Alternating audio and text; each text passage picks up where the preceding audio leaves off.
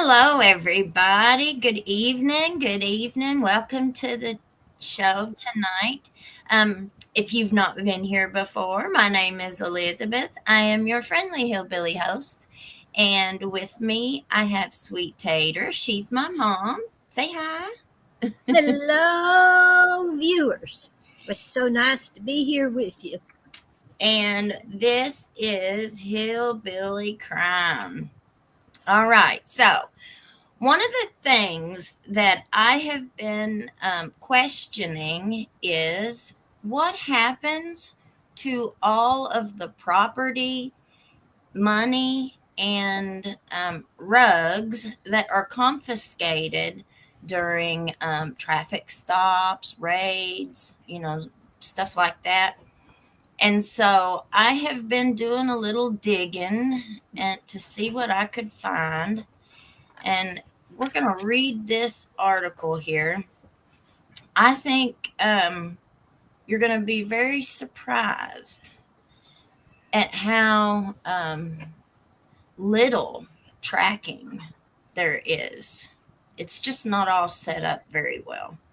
All right, seized. Few Kentucky police agencies report what they take through asset forfeiture.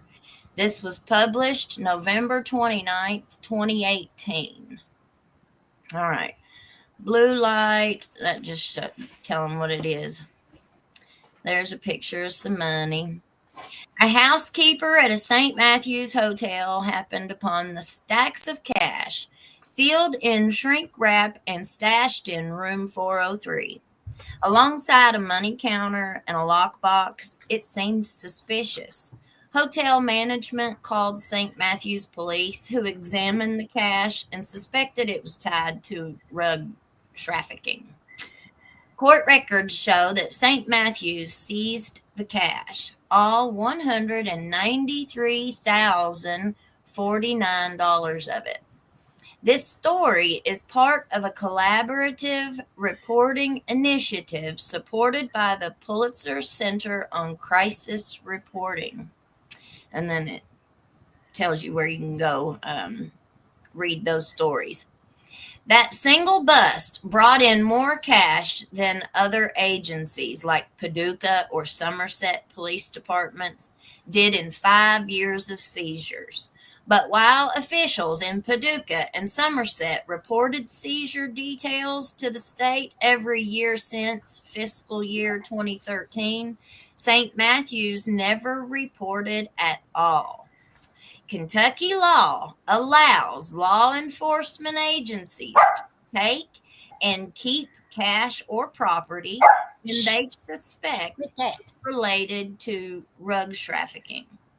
The practice is called asset forfeiture, and in fiscal years 2013 to 2017, law enforcement agencies have reported seizing at least $36 million from people across Kentucky. I knew the numbers were going to be big. And if you think back to, if you live around here and you think back to all of the posts that are always posted by our law enforcement every time they end up confiscating something, it's always pictures, and they put them all over social media. But it's unclear just how much was actually taken. Of 323 law enforcement agencies listed in statewide data, only 11% reported the details of their seizures each year as required by law.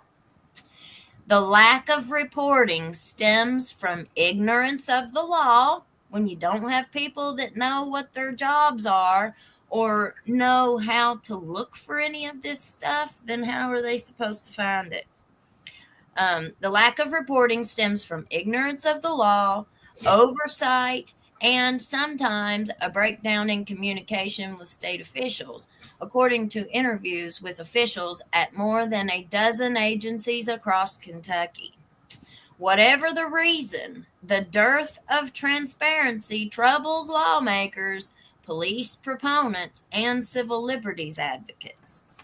Transparency is vital, said Robert Frommer, senior attorney with the Institute for Justice, a Washington, D.C. based libertarian advocacy group. Without knowing what's going on, you can't make sure police are pursuing justice rather than profit. In Kentucky, Frommer said law enforcement need only a slight evidence of traceability that property is tied to illicit behavior in order for it to be subject to forfeiture. That's an incredibly low standard, he said. The deck is stacked against property owners.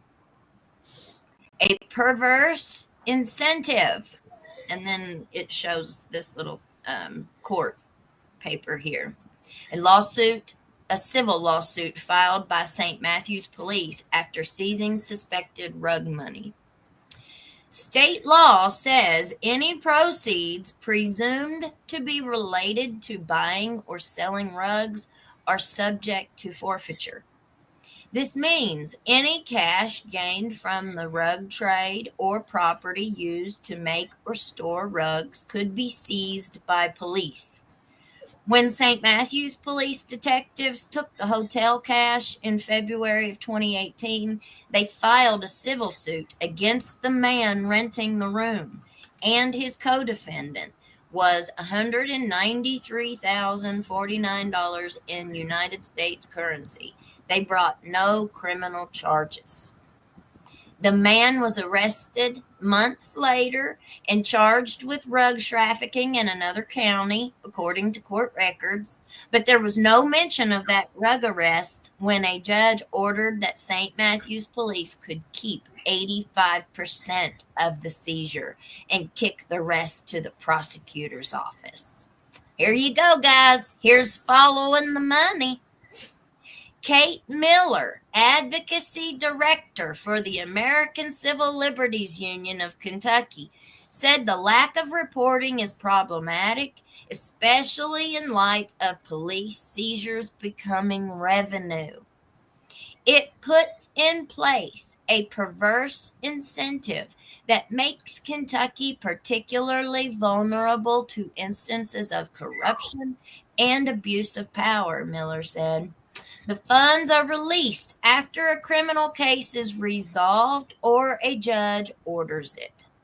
Law enforcement agencies that submitted required reports to the state's Office of Drug Control Policy kept $17.5 million in seizure funds in that 5-year span, according to state data.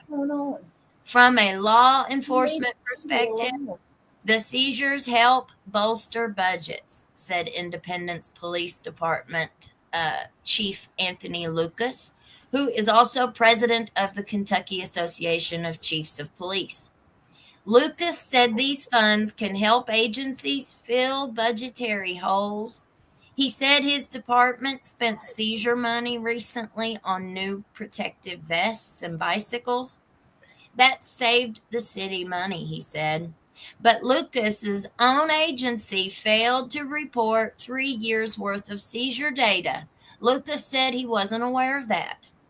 The law requires agencies to report to the state's auditor of public accounts and the Justice and Public Safety Cabinet a detailed listing of all money and property seized.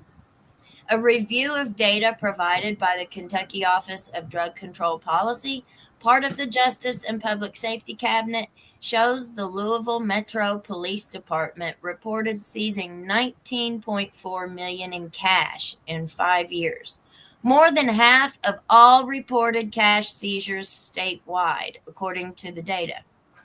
The LMPD also seized nearly 350 vehicles and more than 6,400 pew-pews.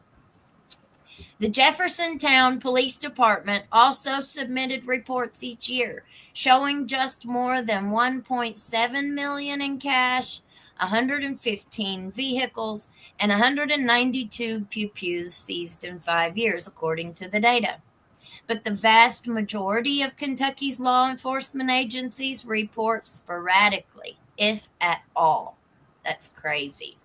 This is a lot of money, y'all, and a lot of confiscated property that's not being reported. Of 323 law enforcement agencies listed in the state's database, 36 agencies submitted the required report every year for fiscal years 2013 through 17. The state's data also doesn't include every law enforcement agency in the state. Numerous law enforcement agencies contacted by Kentucky CIR confirmed they have been seizing cash, cars, or property without reporting, such as St. Matthews, where the police didn't report that hotel seizure or any other seizure in likely a decade, according to Major Eddie Jones. Jones said the failure to report was just an oversight, and his department began working to get in compliance after a reporter asked. Sadly, that's what it usually takes. Just like last night, it took somebody asking Bashir about the $202,000 campaign contributions. Only then did he give it back. He didn't know it until then. Sure. He doesn't expect any consequences for years of failing to follow the law, though. I think state officials are just happy to get another agency on board, he said. If there are ramifications, they're not enforced. That's a big problem. They know they're not enforced, so they know they're not going to get in no trouble. Agencies don't report and nothing happens. The Kentucky Office of Drug Control Policy's Executive Director Van Ingram declined interview requests through Mike Wynn, spokesperson for the Kentucky Justice and Public Safety Cabinet. Wynn said in an emailed statement that the Office of Drug Control Policy collects forfeiture reports to the fullest extent allowed by law. Kentucky law makes clear that the responsibility to report asset forfeiture rests solely with the local agency, and it does not provide any enforcement mechanism to ensure compliance. Why would it? Why would you expect us to do something like that? Now that was me. The quote was Wynn said in an emailed statement. Wynn said the law's language as written does not establish any process for the Office of Drug Control Policy to assert enforcement authority. We don't have no authority to make them comply. State law says agencies that don't report shall be liable to the state for the full value of all property and money so seized. The Attorney General can institute civil actions to recover the money, the law says, and the Auditor's Office or Justice and Public Safety Cabinet Secretary could initiate an inquiry. A spokesperson for the Auditor of Public Accounts said only 2 agencies have submitted reports in the last year outside of those departments under audit. Terry Sebastian, spokesperson for the Kentucky Attorney General's office, said neither state agency has contacted his office about initiating an investigation for failing to report. Wynn said the department sends postcards and other notifications reminding agencies of their duty to report. But in Bullitt County, the lead narcotics officer at the sheriff's office said he still didn't know about the requirement. Bullitt County reported seizing just more than $108,000 in 2016 fiscal year, but it didn't report anything in the other 4 years reviewed by Kentucky CIR. Lieutenant Colonel Mike Halblieb, who commands the agency's Rug Task Force, said he didn't know who filed that 2016 report or that he needed to report to the state. I maybe should know, but no one has relayed this information to me, said Habib, a former Louisville narcotics detective who trains other narcotics detectives and owned a police training company. In Letcher County, the sheriff's department filed reports for 4 years, a total of almost $145,000, but submitted no report for fiscal year 2017. So that must have been under Danny Webb. I'm assuming that those would have been filed. I don't remember what year Mickey took sheriff office. 2018, was it? Maybe. I'm going to plead ignorance. I don't have a clue what that law is, said Letcher County Chief Deputy Barry Engel. Engel said he was recently promoted to the chief deputy role. His predecessor was convicted for stealing pew-pews and cash from the evidence locker. Both Habib and Engel said they'd reach out to state officials for guidance after being contacted by a reporter. The Kenton County Sheriff's Office has seized assets but failed to report twice between 2013 and 2017, according to Jerry Knockelman, the agency's chief financial officer. It was probably just an oversight on our part, Knockelman said. I'm sure it was. Other officials blamed prior leadership for failing to report seizures to the state. In Callaway County, the sheriff's office didn't disclose any seizures for the 2013 to 16 fiscal years. I don't know why the other sheriff didn't report, said Callaway County Sheriff Sam Steger, who took office in 2015. The agency reported seizing more than $64,000 in the 2017 fiscal year. The lack of reporting from law enforcement agencies across the state surprised and shocked Chip Nowlin, president of the Kentucky Peace Officers Association. He said oversight is critical to avoid abuse and ensure checks and balances. They better have everything on the up and up, otherwise it could be bad, he said. I would think there would be quality control. Others, agencies contacted by Kentucky CIR, insisted they did report their seizures, but the Kentucky Office of Drug Control Policy didn't include their data in its annual report. Hopkinsville Police Department Deputy Chief Michael Cease couldn't explain why state data shows his agency failed to submit a report for the 2017 fiscal year.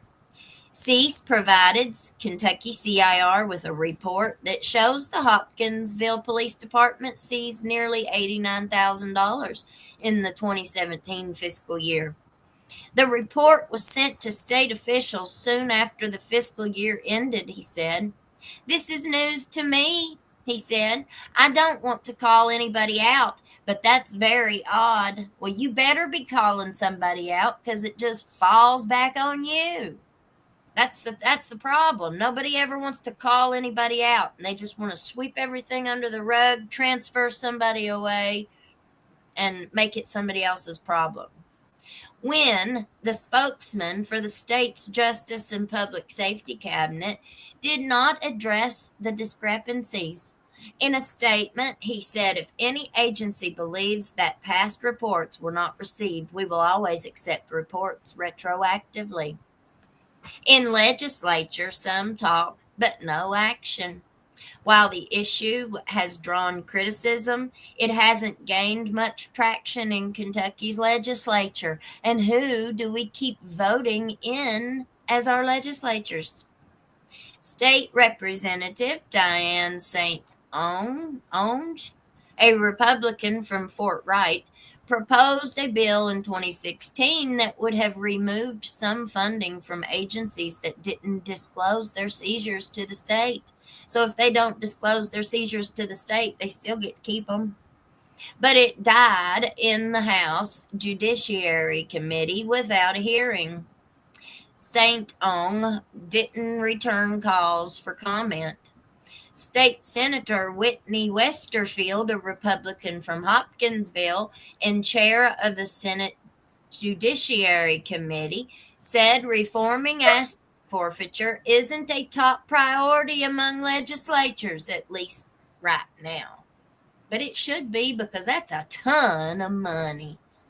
But he said it's obviously a problem if agencies aren't reporting as required by law. It's not complicated, said Westerfield, who has worked as a prosecutor in Christian County and completed forfeiture requests. You just fill out some paperwork. Westerfield said he considers the current law to be sound, and he supports the premise of asset forfeiture. It's an important tool for law enforcement and prosecutors, he said, but it can't be recklessly abused. Kentucky State Senator Damon Thayer, a Republican from Georgetown and majority floor leader, said there is a movement of people from both sides of the political aisle looking to institute some asset forfeiture reform. And though he doesn't consider himself a part of it, he does support examining existing laws and potentially making changes. Because I don't think it's right for law enforcement to be able to take assets from an individual who's accused of a crime if they haven't yet been found guilty, he said in an interview this week. This rabbit hole goes far, far, far. And Thayer of Georgetown said the lack of reporting from law enforcement agencies across Kentucky makes it hard to get a real handle on the issue. He said he would support studying the issue if his fellow state Republicans wanted it, he said. Outgoing State Senator Ray Jones II, a Democrat from Pikeville, expects any reform related to asset forfeiture to be met with reluctance from prosecutors and law enforcement agencies who have come to depend on the practice to help bolster budgets. Of course, look at how much money, free money they're getting that nobody is tracking, apparently. Jones, who served 18 years on the Senate Judiciary Committee, said the practice shouldn't be used to fund the state's criminal justice system. And more so, he said, it raises ethical questions when prosecutors and law enforcement agencies who are directly involved with determining what is seized and forfeited benefit from the program. Until you adequately fund state government agencies, I think you're going to see a lot of reluctance, he said. It will be hard to pass any kind of reform on asset forfeiture. Wow. Wow. It's awful, isn't it?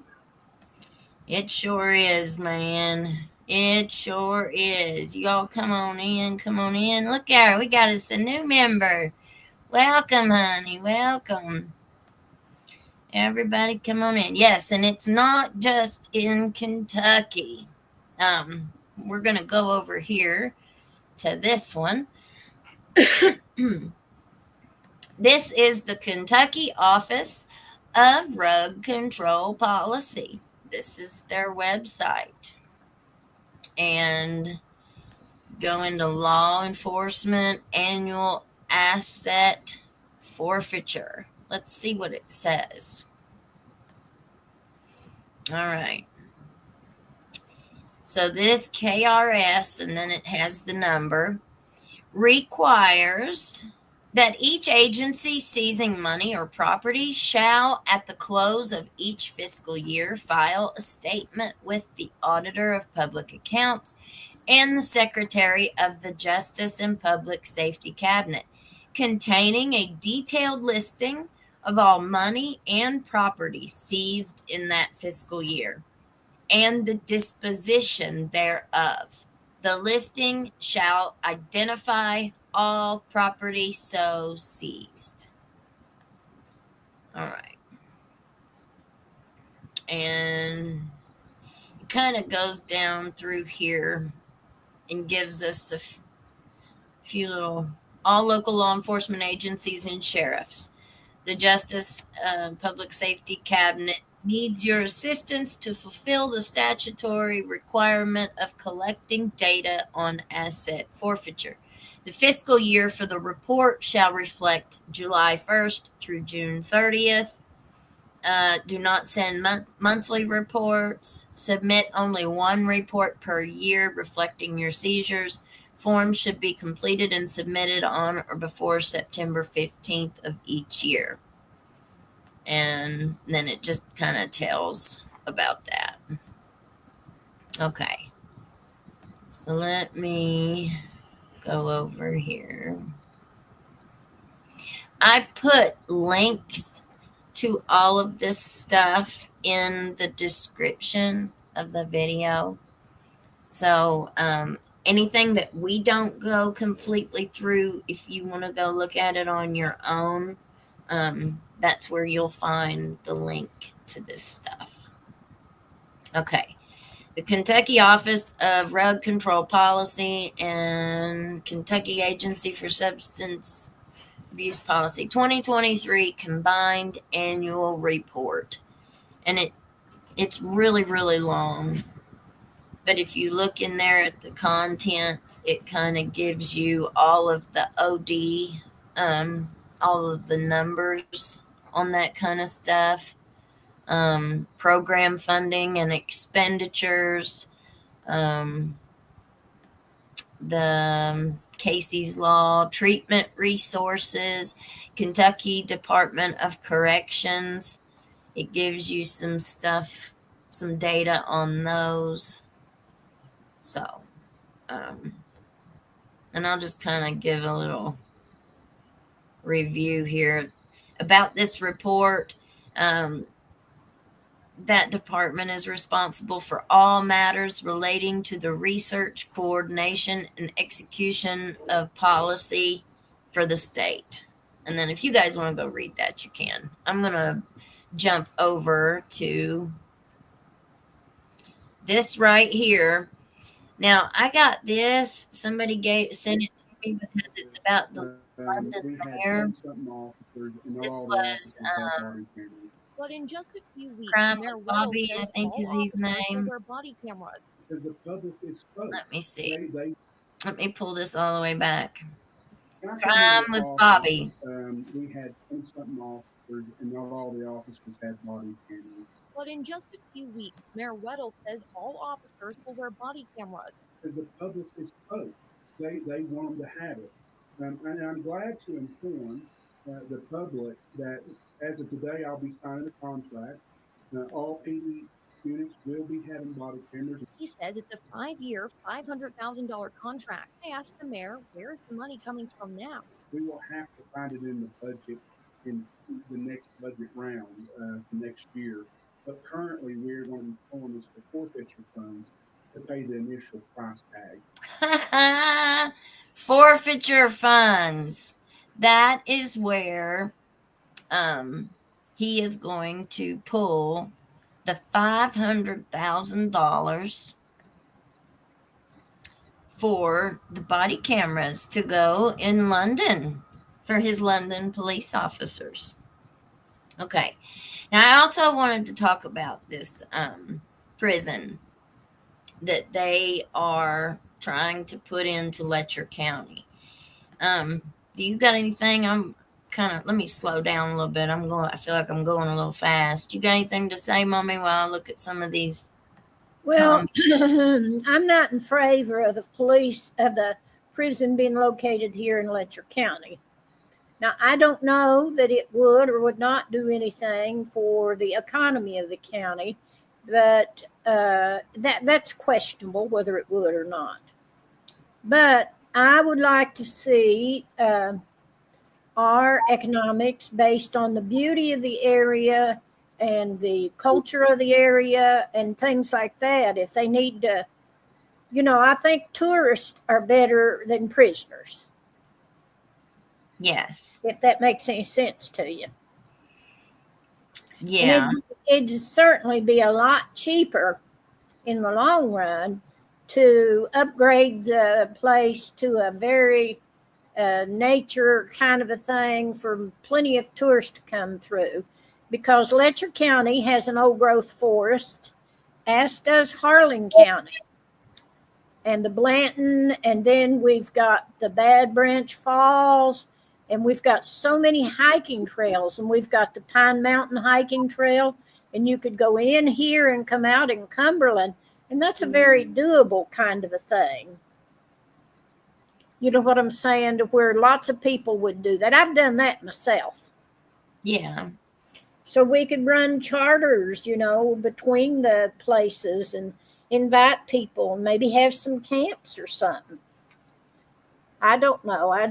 Because the Red River Gorge up there too, where there's a park up there with a natural bridge, and then you've got lots of parks just over in Norton up there.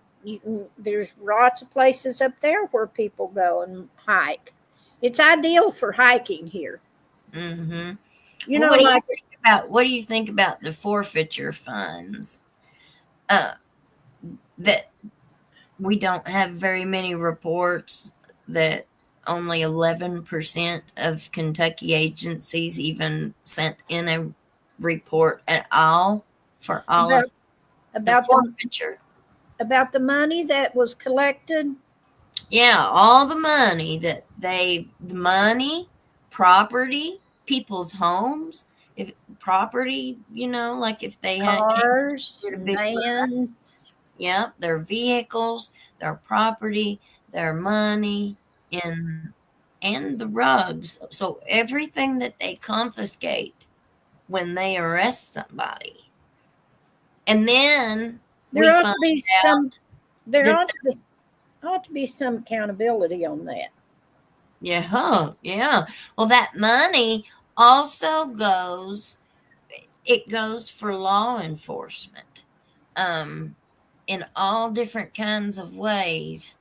I think it might be in this report that we were looking at here. I guess they incinerate the drugs is what they're supposed to do.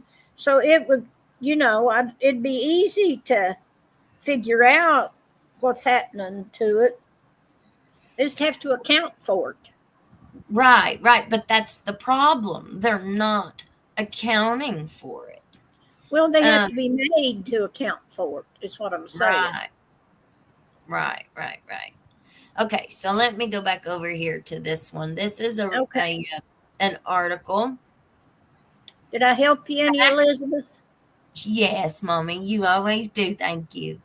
Facts don't support economic argument for proposed federal prison in Letcher County. This, was May 19th, 2023. In the wake of last year's devastating eastern Kentucky floods, the federal government reintroduced a previously defeated proposal to build a new Bureau of Prisons prison and prison camp in Letcher County.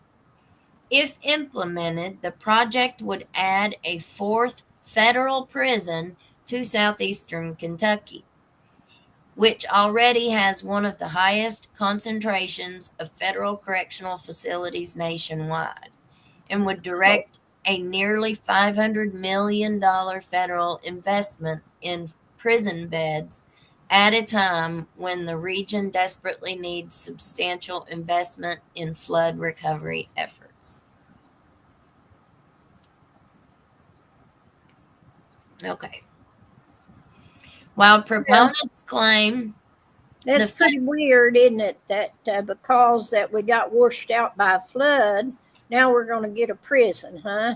Well, they took the money. See, they already had the money for the prison, they already had all of that ready, but then when the flood happened, they ended up repurposing that money somehow. Oh, well, I think that was a great idea. But let's see. I'm not really sure how all of it worked, though. Let's see what it says.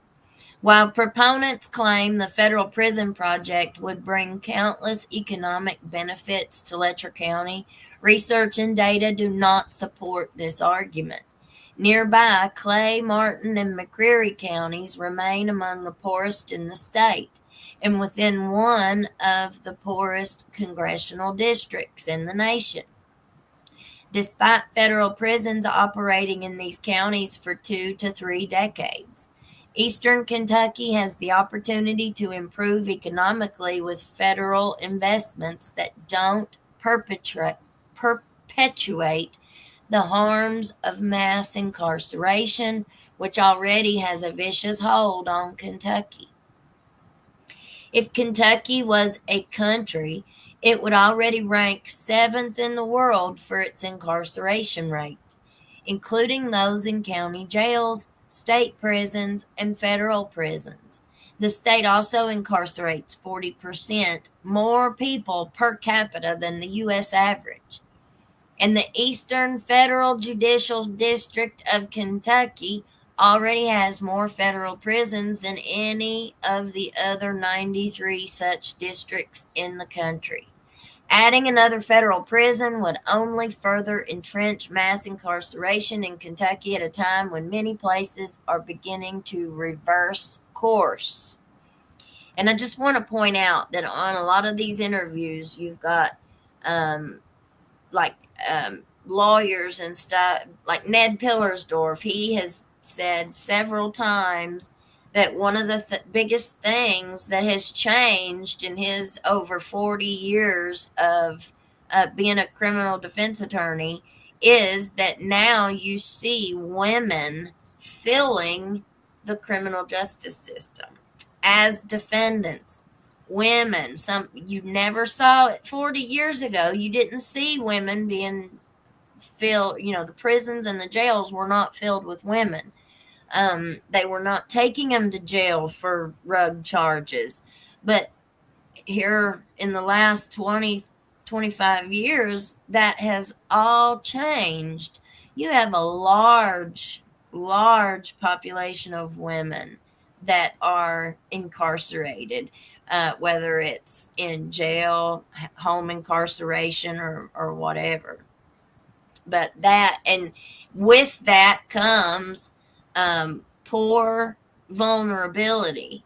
And so if you have a whole bunch of poor, financially poor, educationally poor, and and they're vulnerable, they are ripe for abuse to happen to them and to be taken advantage of by bad people. And wolves come in sheep's clothing. You can't always find the devil. He's not always dressed in a red dress and a pitchfork. The original discussion of a high-security federal prison in Letcher County formally started in 2006 when Congress authorized a study for the facility. The proposal was approved for a site in Roxana in 2018, but was withdrawn in 2019 after a lawsuit on behalf by a local landowner. 21 individuals incarcerated in federal prisons concerned local citizens and other Kentucky residents. The plaintiffs asserted that the prison was unnecessary given BOP, Bureau of Prisons, own projections about a falling prison population, that there would be environmental harms caused by the construction of the proposed prison, and that people incarcerated in the prison would be exposed to toxic chemicals from coal extraction that had previously occurred on the land. I remember when this was, when they were all arguing and fighting about this. Wasn't it about the bats? There was a population of bats here that it was going to mess with. You remember that? Well, I don't remember it being bats, but I do know that they fought it because that they had some things that were living up there, and it had recovered from the mining that had been done to it, not the chemicals necessarily. And they wanted it left as a nature preserve because it must be an outstanding looking place. And I really have never gone up there, but that area is very nice out there. Oh, yeah. Well, they It's, always take the best property. but it was coal mining property, and they at one time had a festival up there and some different things like that. I think even Ralph Stanley came. They had a couple 3 years. So there was, some opposition to it Mm-hmm. from those people like me that I call us tree huggers. Randall Turner says prisons are targeted for poor areas. Where there are greater employment opportunities, people choose a more pleasant work environment. I'm just saying. Yeah, and we aren't going to be getting these jobs.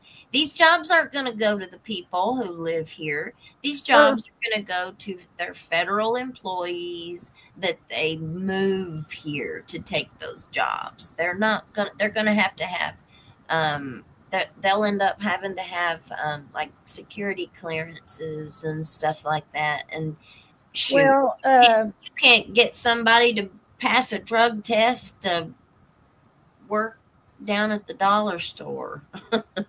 there'll be, traditionally a lot of those jobs have gone to people that don't live in the area. That's what I'm saying. That's right. They do that. I don't know. Traditionally, that's what's happened. Mm-hmm. Now, there's a lot of marijuana use around here. And of course, maybe they don't use anything but marijuana. But of course, even that would stop them. That would stop them. And they have to be in a certain age group. And, we may not have as many youth here. We have people in their 50s and 60s that need jobs too. Absolutely. They'd be great for the tourist industry because they know, the old stuff. And we've got a snake handler that lives in Letcher County, and we've got bat caves and bat people. Oh, there's just all kinds of people. Oh gosh, yes, I know. We've got a lot here. That guy was on TV that we got that was a snake handler. He might be willing to show us a few snakes. Yeah, he can keep them in his box. The new iteration of the federal Letcher County Prison officially began on September 28th, 2022, just months after devastating floods in this area, when BOP filed a notice of intent to prepare a draft environmental impact statement for the facility. At a subsequent public meeting in Whitesburg, a representative for Congressman Hal Rogers stated that BOP prisons in 3 eastern Kentucky counties have had a positive economic impact, boosting the tax base and strengthening our local workforce. Well, if we can't even get the people who we elected to put together a good budget and be able to follow their accounting, if we sure don't need to add more money and responsibility onto incompetent people and incompetent practices and policies, because these failing policies is allowing for all of this waste, fraud, and abuse. Number one, to not even be able to be found or prevented. And then there's nothing in place for it to be fixed in a timely manner. So that's a big deal. It's a really big deal. If you can't trust them to do what they're already doing, why in the world would we give them something more expensive and complicated to mess up? Doesn't make much sense. But all right. As of May 2023, the specific site has not been announced nor the EIS submitted. 3 southeastern Kentucky counties already obtained federal prisons, and it did not pay off. Southeastern Kentucky already has 3 federal prisons and several more state prisons, but continues to see people move away and remains among the poorest regions in the country. We examined economic indicators for nearby Clay, Martin, and McCreary counties from before and after a federal prison opened in each locality, 1992, 2003, and 2004, respectively. Our analysis of county-level economic data shows that rather than economic improvement, long-standing problems have continued or even worsened 2 to 3 decades after the federal prisons opened. Total employment has continued to fall. Poverty remains among the highest in the country, and median household incomes have remained low. Clay, Martin, and McCreary counties have continued to see steep declines in employment and population numbers. Since the respective year each prison was opened, Clay County has seen an approximate 20% drop in number of people employed. Martin County has seen a 43% drop, and McCreary County has seen a 14% drop. Residents have also continued to move out. Since the prisons opened, Clay County has lost 11% of its population. Martin County has lost 13%, and McCreary lost 3%. In addition, poverty rates did not improve after the prisons opened. In Martin and McCreary counties, poverty remains high and did not decline after federal prisons opened. Poverty in Clay dropped in the 1990s after its prison opened, but that temporary decline was later reversed, mirroring what happened in other counties and statewide during the 90s. And here's a little thing of poverty rates in eastern Kentucky counties. Remained high after federal prisons opened. Poverty rate estimates for state and select eastern Kentucky counties.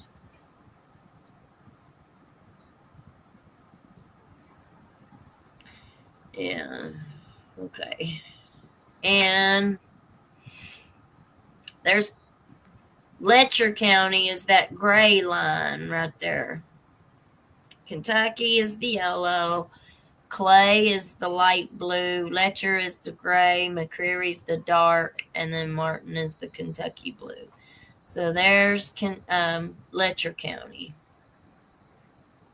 All right.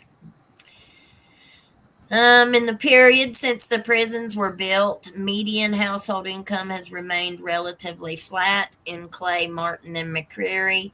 Clay saw a smaller increase in 1990s.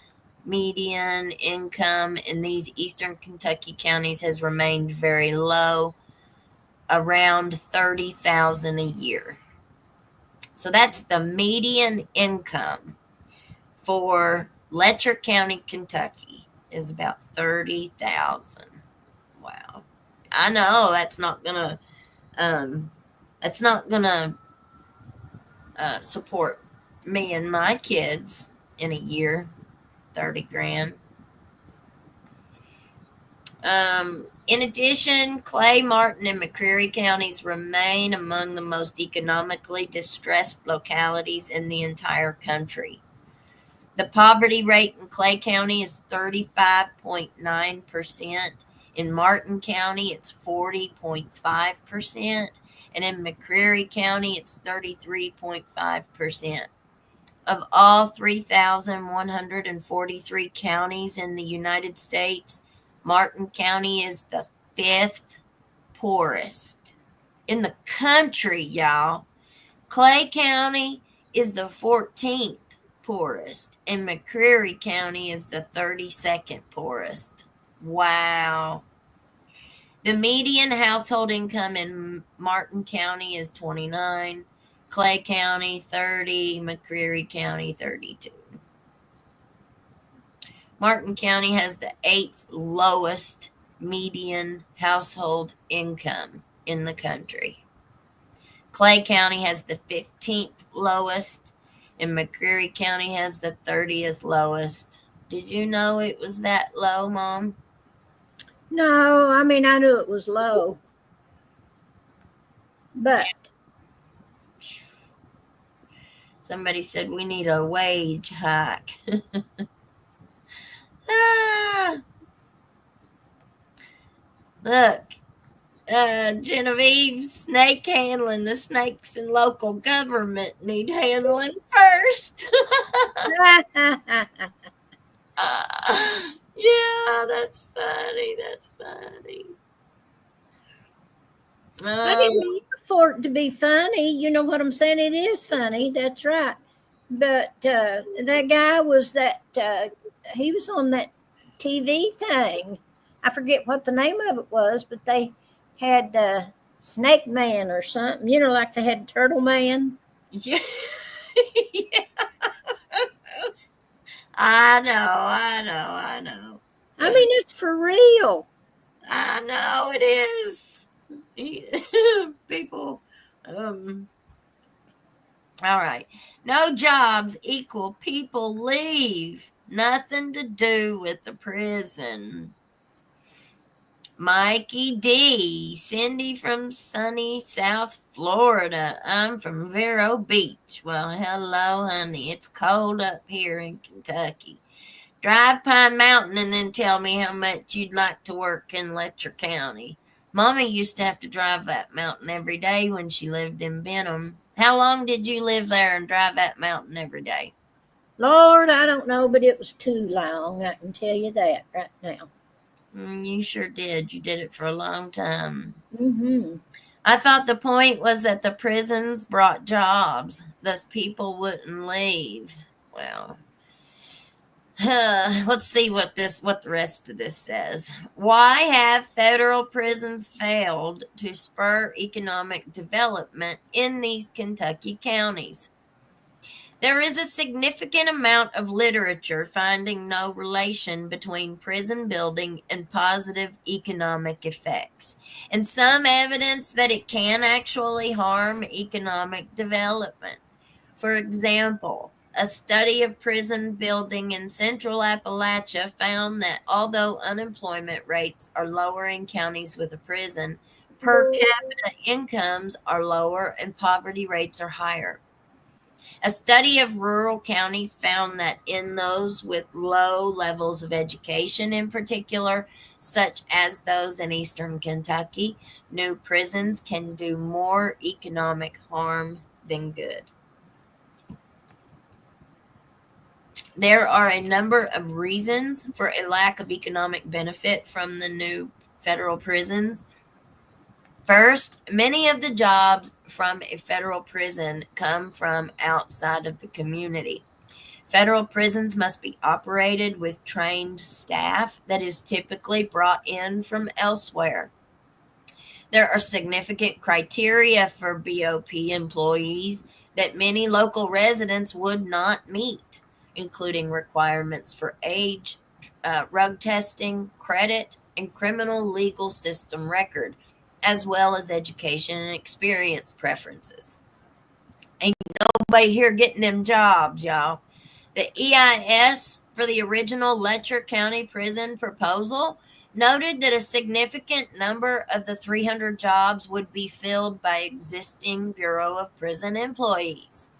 According to the former judge executive of McCreary County, 5 years after the county's prison opened, only 25 to 30 of the 300 people employed at the prison were even from the local area. In addition to outside skilled BOP employees, some prison employees commute from other communities. Skilled labor must be hired by federal contractors to build the prison initially, and it is typical for those workers to also come from outside of the community. They are not going to use the construction workers here. They are not. They're going to hire their own people, they're going to have their own contracts, and that's just how it'll go. They're going to bring in their own people. All right.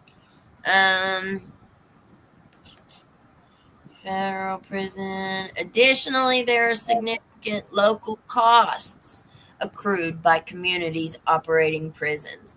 Prison building requires local spending on infrastructure, including highways and roads. We can't even get potholes filled here. How are they going to do the infrastructure? Including highways and roads, water and sewer systems, and electricity infrastructure. Shoot, haven't they been fighting for a long time just to get water lines out there past Isom or around that area? I forget what that area is going called. going out that way where they want to put that. There's they're trying to get them. They probably have got them through by now, but yes, it has been a problem. Yeah, they don't even have city water. I know out where our circuit court clerk Watts and them, I know they've been fighting for a long time to try and get water lines, city water lines and stuff out that way. All right. Taking privately, where was I at? Additionally, there are significant costs accrued. Prison building requires local spending on infrastructure, including highways and roads, water systems, electrical.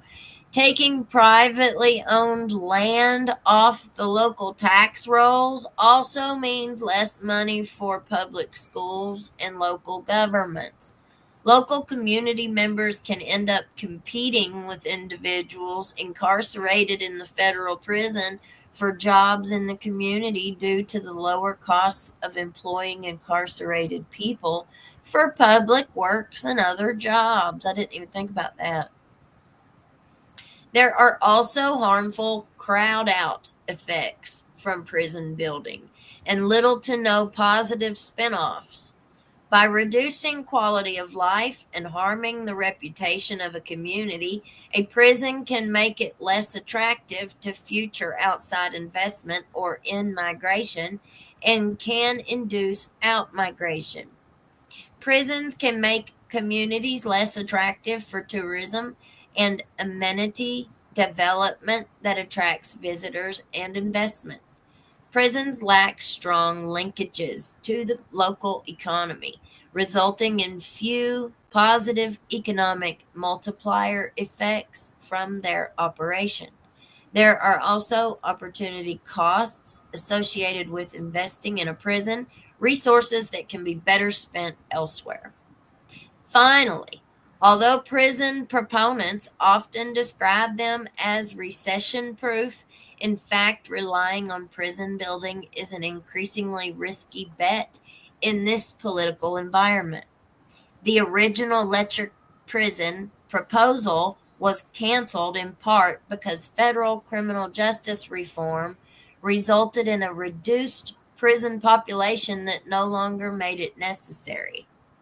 Increased advocacy efforts and actions to reduce the extremely high levels of U.S. mass incarceration raise serious questions about the long-term viability of any new federal prison. Federal efforts should focus on myriad other needs. Rather than a $500 million investment in a federal prison, Eastern Kentucky needs significant investments in flood recovery, in addition to other infrastructure needs and community services and supports, all of which would have a much better economic payoff, including providing housing and other supports for people impacted by recent storms, investing in flood resilience and prevention,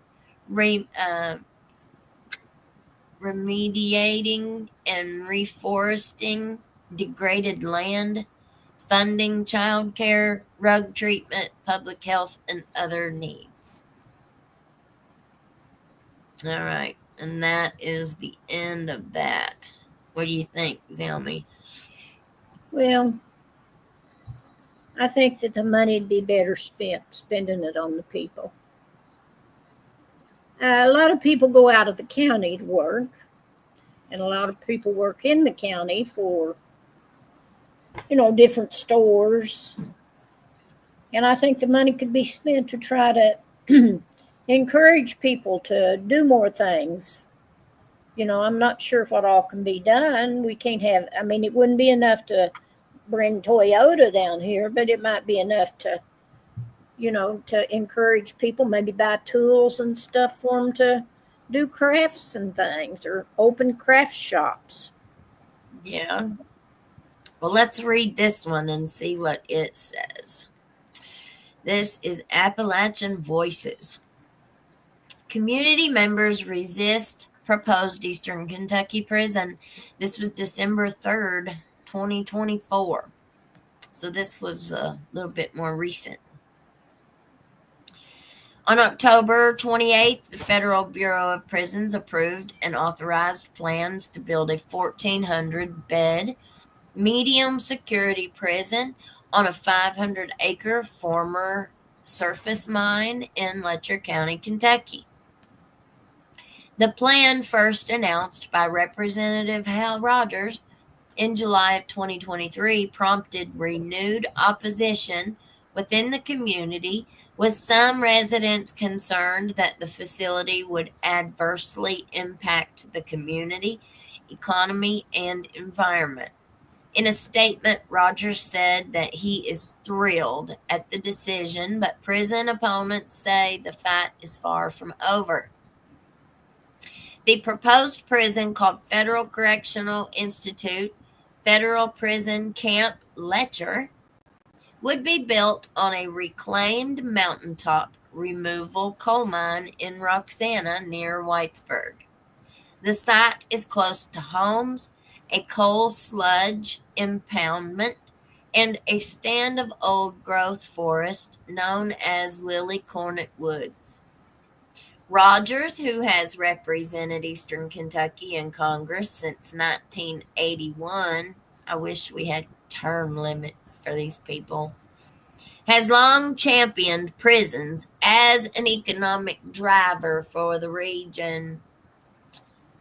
With a price tag of over $500 million in taxpayer money, FCI/FPC Letcher would be the fourth federal prison built in Rogers' district since 1992. I wonder how much money he's gotten to allow that. I bet there's a whole ton of kickbacks going all over the place. And not just about this prison. They're all in our criminal justice system, y'all. Forfeitures, asset forfeitures, prisons, anything that has to do with profit or money, if there's no oversight over it, you better believe it's all bad. An earlier version of the proposal was canceled in 2019 after significant local and national opposition raised concerns about impacts to the environment, the local community, and to federal inmates and correctional officers. Then President Donald Trump excluded the prison in the budget proposal he sent to Congress in 2019. The Federal Bureau of Prisons eventually dropped the proposal after a group of inmates and two local conservation organizations sued the Bureau over allegations that the planning process did not adequately take environmental and human health impacts into account. The revived proposal is likely to face similar litigation. With the previous prison threat, the Trump administration tabled it in 2019, but the record of decision had been signed back in 2018. said Artie Ann Bates with Concerned Letcher Countyans, a community organization that opposes the prison. So this is far from a done deal. The decision to build the prison was supposedly final last time Hal Rogers tried to force this on our community back in 2018, continued Bates. But our movement kept fighting it and ultimately defeated it back then, and that's exactly what we're going to do again. Rogers has lauded the recent decision as a win for Eastern Kentucky's economy. In a March 2024 statement, Rogers said the prison would add more than 300 jobs in our region, employing people from surrounding counties and providing other economic development opportunities. But not everyone in Letcher County agrees. And these are opponents of the prison. And they distribute yard signs at an event hosted by Concerned Letcher Countyans in March. The foundational principle for anything in this community should be, does it inspire and uplift young people, said one community member, who spoke with Appalachian Voices in June on condition of anonymity out of concern that publicly opposing the prison would cause tension among friends and family. She was even scared to even speak and tell her name. That's so sad. At a public hearing in May for the proposal's draft environmental impact statement, more than 40 members and supporters of Concerned Letcher Countyans spoke out against the prison, while a similar number of people spoke in favor. My wife has said she never wants to leave this county where she was raised, said Jacob McBow at the public hearing. We're raising our daughter here. I don't want this to be her future. I want our young people to have bright opportunities where they value human life and don't see our economic future as dependent on the suffering of other people. The environmental impact statement says construction employment and long-term employment will be small in terms of people from Letcher County. And Elvenia Blair of Concerned Letcher Countyans, the EIS, really refutes a lot of the promises that proponents are making. At the time of her interview with the Appalachian Voice, Blair was speaking of the draft environmental impact statement. The final EIS includes the same language Blair is referring to. According to an analysis by the Kentucky Policy Institute, poverty levels have remained high, total employment has fallen, and median household incomes have remained low over the past 2 decades in the 3 eastern Kentucky counties that already have federal prisons. And that looks like that's at LCC lunchroom.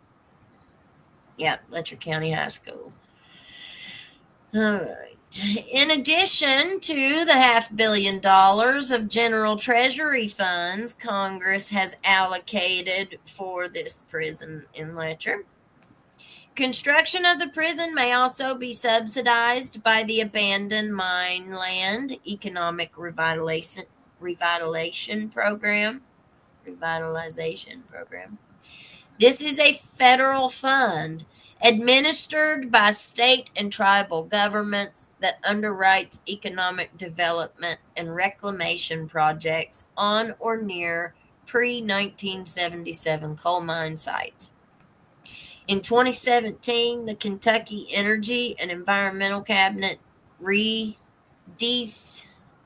designated approximately $4 million of AMLR money to design and construct the water infrastructure the prison would require, along with other municipal water improvements in the area. So that must have been what we were just talking about the water. The Though that project was canceled, the state kept these funds designated for the Roxana area and the prison in Letcher. The Letcher County Water and Sewer District posted a public notice on July 5th soliciting bids on a contract to build more than 21,000 linear feet of water lines to service the proposed prison, advising bidders that the project is expected to be funded through AMLR as well as money from the U.S. Army Corps of Engineers. So they are trying to get a contract. They're trying to get bids, or they were at the time of this. For concerned Letcher Countyans, providing water to the prison is not an acceptable use of government funds in a region that was hit by a catastrophic flood 2 years earlier, exacerbating already high levels of poverty and relating issues like homelessness and drug addiction. With support from Appalachian Voices, the organization that publishes the Appalachian Voice, concerned Letcher Countyans sent a letter to Governor Andy Beshear's administration in July, expressing their opposition to the state's designation of AMLR funds to the project. Do you know what AMLR funds are, Zelmy? I don't. Want me to look it up? Well, no, I think it's the it's money that's designated for mine land recovery. Oh. Yeah, that's what it just said. The letter explains that AMLR funds should be used for activities that repair unreclaimed mining features. Did you hear that? Yeah. Such as exposed high walls, open portals, refuse piles, and the like, and that provide a clear and tangible economic benefit to the community, such as industrial or recreational infrastructure. It goes on to say that this prison lecture misses the mark on both counts, explaining that the proposed prison site has been fully reclaimed and undisturbed for nearly 30 years, and that the prison lecture would not address existing needs in the area. We need housing for the flood victims, says Elvenia Blair. We need a rug rehab where people can stay for 6 months to a year to 2 years, whatever it takes. And that would be a lot of jobs. Prison proponents say, we want our children to have jobs here. We want them to work and not move away. Okay, are we asking the children what they want to do for a career? I've asked a few of my nephew's friends, and they say in no way do we want to live and work in a prison. In June, a group of Eastern Kentucky residents traveled to Washington, D.C. with the Alliance for Appalachia to lobby Congress on a number of issues related to coal mining and reclamation, including this prison lecture. The group spoke out against the prison as an economic transition strategy and objected to AMLR funds being used in this way. Alliance for Appalachia organizers are planning to return to D.C. in 2025 to lobby the new Congress that will be sworn in early January. House Republicans had originally sought to include a measure known as Section 223 in an appropriations bill that would have designated the federal courts in the Eastern Kentucky District of Kentucky as the sole venue for any legal challenges to the prison lecture. This measure was designed to prevent prison opponents from filing suit in another court where judges are expected to be sympathetic to anti-prison arguments. It's hard once a bunch of officials have found a way to do something, it's really, really hard to stop it. Nothing resembling Section 223 was included in the stopgap funding bill passed by Congress in September, marking a victory for concerned Letcher Countyans and their allies, at least until the stopgap funding bill runs out in December. We don't need more prisons. We need affordable housing, says Dee Parker, a member of Kentuckians for the Commonwealth and the Alliance for Appalachia, who traveled to Washington, D.C. Building this prison would be an environmental catastrophe, straining our already outdated and fragile infrastructure. This site, a reclaimed mine, is finally starting to heal. And that's it. Man, oh man, oh man, that was a whole lot of reading, y'all. Well, you did it very well. Yeah. All right. You got any thoughts on all of that I read? That's what I'm talking about. That was what I meant yesterday when I said, all of this stuff is so much that it makes your brain hurt. You've got to read all of this stuff, and you got to read all of the fine print, and you've got to read all of your contracts. Like, that is what I have learned more than anything, is read the fine print. Read, because they will bury lots of things.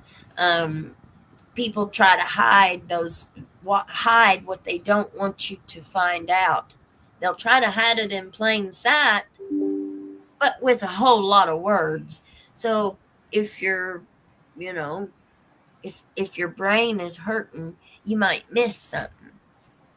Make it easier for you to not understand or comprehend. All right, need a minimum wage hike. For starters, people cannot survive on it as it is. Coal jobs left. The opiate crisis decimated the area. Flooding and corruption have taken anything left. Inmates are setting themselves on fire at the Red Onion Prison in Wise County. Did you hear about that, Mommy? I did, and why are they doing that? Just 25 miles or so from us. I heard about it too. I saw it. There's also a prison in Duffield, Virginia, West Liberty, Kentucky. I think it was because they were trying to get help. I don't know. I forget what the details of that was. I watched it, but there's been so many cases, I'm afraid I'll conflate it with something else. 95 likes and 229 in chat. If you're not subscribed, take a second and hit that subscribe button. If you like our content and you want to follow us, hit the like button if you do. Turn all your notifications to all so you'll get notified. And we have memberships if you want to become a member. Join us and we'll send you the Discord invite. Jet Electro. I grew up in Jenkins. I know every crack in the sidewalks. Love its history and miss my old friends from back then. Tico gave it a boost. Post Beth Elkhorn, but it's stone dead now. Yep, you know exactly what you're talking about, don't you, honey? Tico go. No one that can manage and bring in a revenue is the problem with this situation. Well, when you got a whole bunch of greedy crooks around, where there's smoke, there's fire. I mean, you don't have to be. I used to be really naive, and I always wanted to give everybody the benefit of the doubt, and I believed people. Not no more, y'all. Not no more. I ain't as naive as I used to be. To create jobs, remove the shovel and give them spoons to dig, if you understand. Floyd County, let's see. There must be farming or logging locally. Do you know of any logging, Zelma? Yeah, there's quite a bit of logging. You see all them trucks going carrying all them great big logs. They've got a place down there in Whitesburg back there on the hill. That's a great old big operation for logging. And then there's a few smaller ones around. Mm-hmm. But that one down Whitesburg's great big. I wish they'd go away, because every time I see them big loads of trucks of them big old trees, it makes me cry. Oh, look here. Mike Skidmore, you can make good money catching pythons in Florida. They pay by the pound. And what is it we're catching? Pythons. Oh. I remember going to, where did we go? We went to the Bahamas. You remember them snakes that climbed our cabin walls and stuff? No. I do. They all came and made us get out of the... Oh, yeah, I remember that. Now I don't remember where we were, though. We were on San Andreas Island or something like that. I was little. And You were Mommy real little. Mm-hmm. Let's see. I'd forgot about that. Lee, Marion, and Southeast facilities are all ran by Core Civic.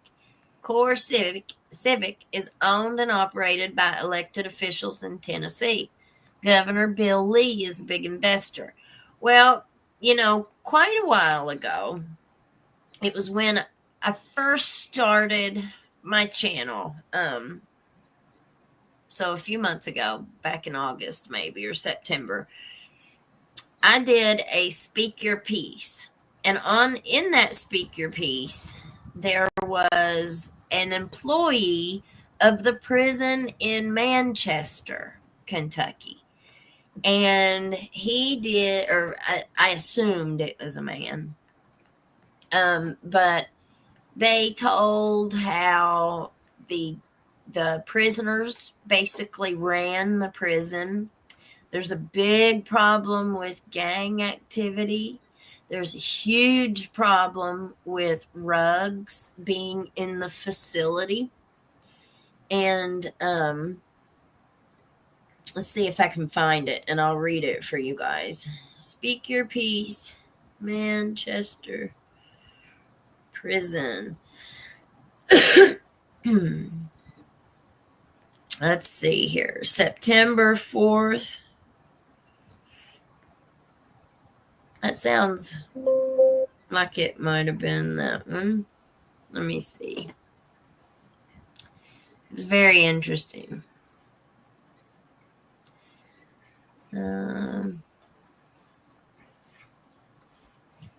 It was really, really long.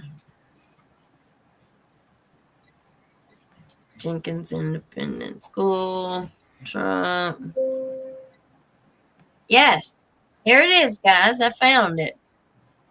Okay. I'm writing this letter to bring light into the untold stories and safety issues surrounding our federal prisons, more specifically, the Manchester Federal Correctional Institute.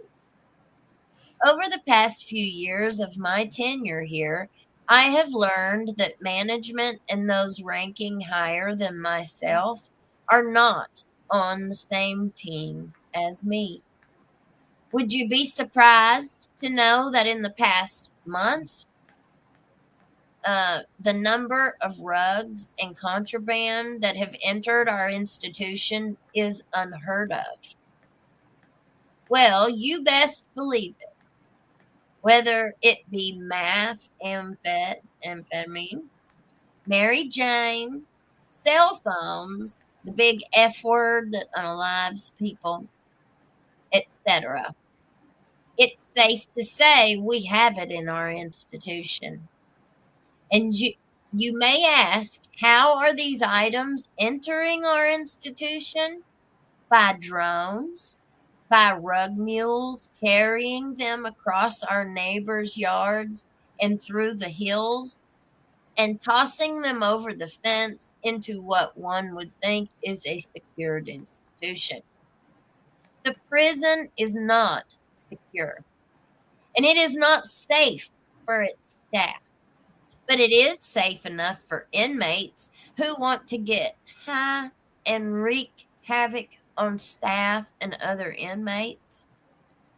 Who's to say that if rugs are inside the prison, that they're not dropping pew-pews as well? There are families that live near the institution that are likely unaware of what's happening. Never in a million years would I have dreamed this is truly what is going on. My hope with this letter is that someone will speak out and fix this issue before it's too late. Yes, this institution brings jobs and revenue to our area, but it's also allowing thugs with rugs to run through it as well. FCI Manchester needs a wake up call, and it's time for the community to see what's going on in their own backyards and do something about it. Signed, someone whose family want them home safe. And that was September 4th, 2014, in the Mountain Eagle Speak Piece. So that kind of gives us a preview into what it would be like in Letcher County too, because, you know, if we've not seen anything, we've seen how much corruption is in this area. It'd be payoffs and bribes all over the place. Oh, let's see. You got anything you want to say? No, let's kind of think about what all we've talked about tonight. What did we start off with? With the confiscating forfeiture funds. Oh, yeah. And then we went on into the prisons and talked about the prison that might go here. Mm-hmm. Then I couldn't remember. I couldn't go back and get all that information. You know, things just have to be right and they have to be fair. You know what I'm saying? And it's really, in this day and age, it's obsolete and inhumane to lock people up. There's too many ways to keep track of them. But we want to lock them up and hire people to keep guns on them. It's so antiquated. Well, I'm more concerned with all the unaccounted for money. And, you know. Yeah, I can't even bother with that. It just overwhelms me. And then they keep wanting to take more and take more and take more from you. You know, they don't. Our taxes, they keep saying they don't have any money. And then they don't even put in these forfeiture reports. Like, where is all of that stuff going to? Well, that they catch, you know, at the harbors and stuff too, that goes to the federal government, I suspect.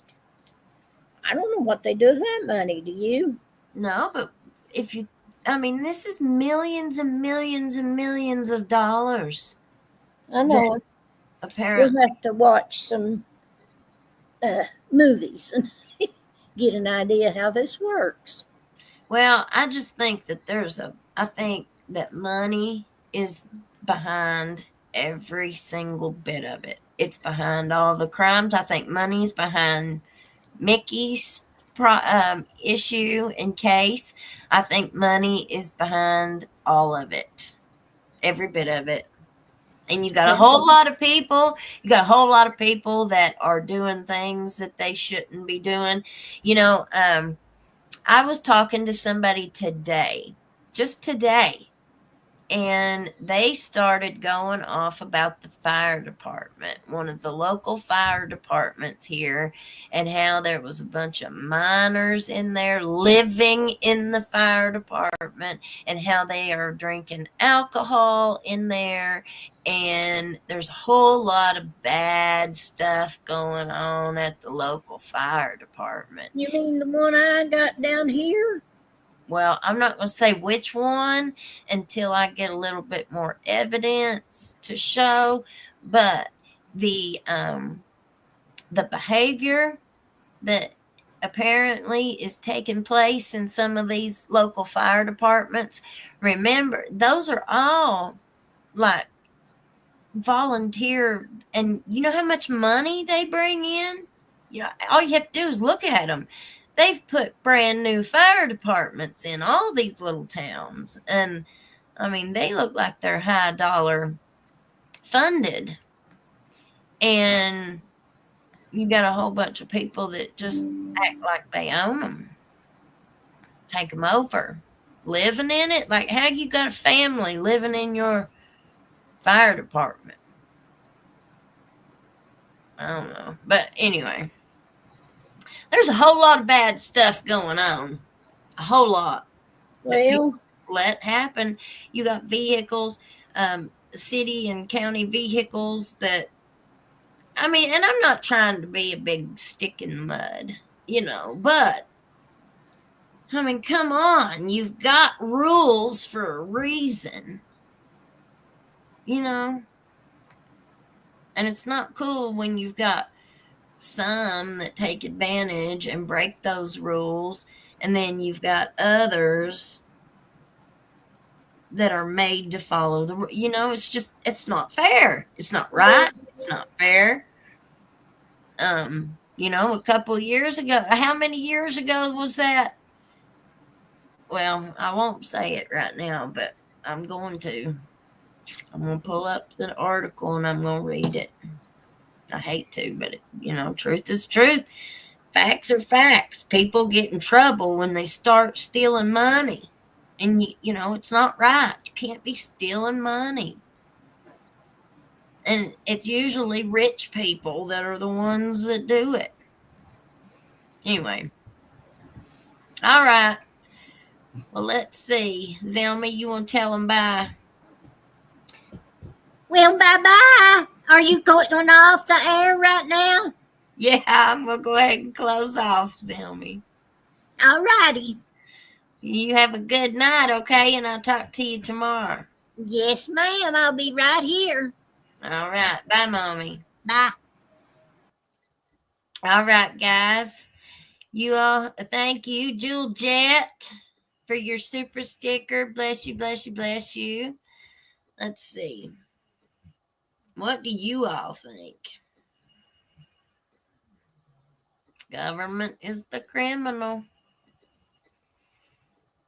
You know,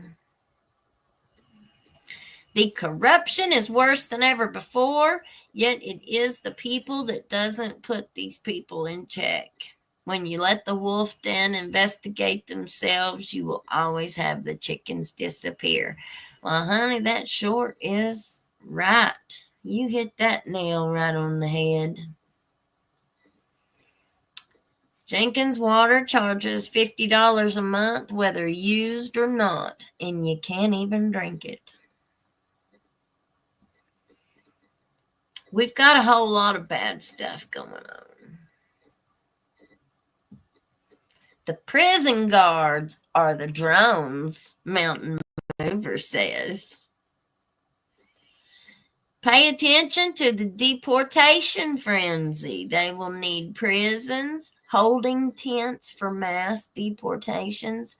Just a thought, they are building large deportation camps in Arizona and Texas. That's terrifying to even think of. Everything profitable in Letcher County is controlled by a few different families. You got that right, too.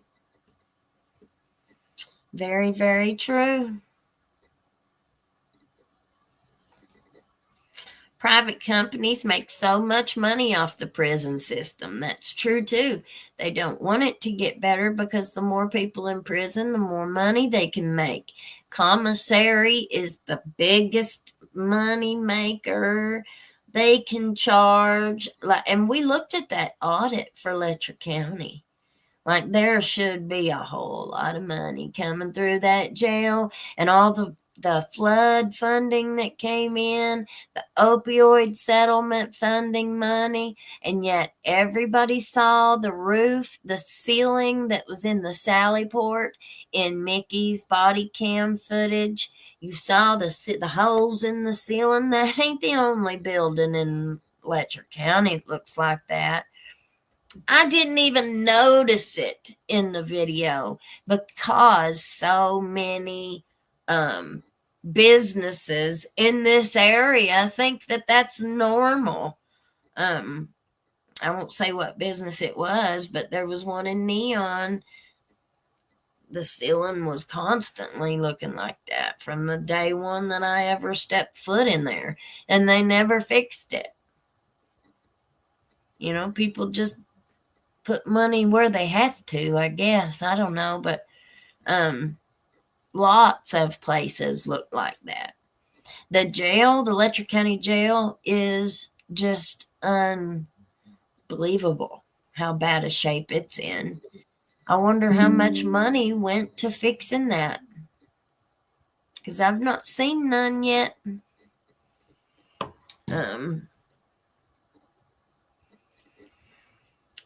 Mining lithium, maybe. I think they was talking about something else. Had a python disappear in the car for 4 months. Came out to start car and was on the gear shift. I died. Oh, sheesh. Scary. A diamond in the sticks. Yes. Please subscribe if you're not subscribed. We're gonna do some deep diving in this stuff, y'all. Or at least of what I can find. Just listening, working some overtime. Well, thank you for being here, Joanne. Thank you for being here. Crystal C says, sweet dreams, everyone. Later, taters. Yeah, I'm going to close it out here in a minute. But, you know, I just thought this stuff was really fascinating. How can we not have a practice or oversight of forfeiture funds? Like, we read an article out of the Mountain Eagle a couple months ago about how Letcher County Sheriff's Department was allowed to keep $30,000 that was ordered by a judge to be forfeited. So you end up having that one report, the links that I put in the description, they were really, really informative if you guys want to go and look at those. The Office of Drug Control Policy, it gave a whole lot of detail on that stuff, but they were so long and there was so much of it. I really didn't think it would be good for us to go over it. I think I'd lose everybody. Just because there's so much. But if you're interested, please go look and read that stuff yourself. It just blows my mind. And they give such a wide range of ways that they can use that money. So I would, and it also said that the standard for them to take the money was very, very low. So I would like to see some data on what and how much has been confiscated. That would be in that report, that non existent report that many agencies are not producing, even though it's required. So, would that be the governor? Would that be the attorney general's office? Would that be the legislatures? Do they have to create another law? Apparently, it's already law that they turn in the report. So, how do they enforce that law? That's my question. How do they enforce it?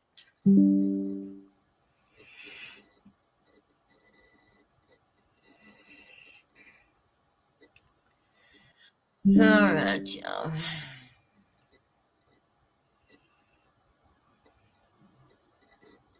I don't think I see anything else up here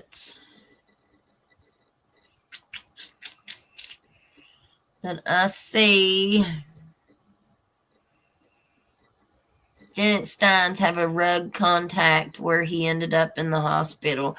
I saw that on one of his interviews. Yeah, he confiscated something, and they said that he had an accidental exposure to the F word that kills people, unalives people. Oops.